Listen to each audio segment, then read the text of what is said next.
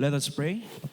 Ama naming Diyos, kami po ay lubos na nagpapasalamat sa inyo sa mga salita ninyong aming napakinggan at patuloy po kayong gagawa, Panginoong Diyos, sa buhay ng bawat isa po sa amin. Naway ang mga salitang ito, Panginoong Diyos, napakinggan na namin ay patuloy po naming i-apply sa aming mga buhay. Lord, please bless this offering, Panginoong Diyos, at kayo po ang patuloy na magpala sa inyong gawain at patuloy niyo pong gamitin ito para sa ikalalawig ng inyong gawain. We praise you and we thank you, Lord Father, for this evening. Sa pangalan ni Jesus. Amen.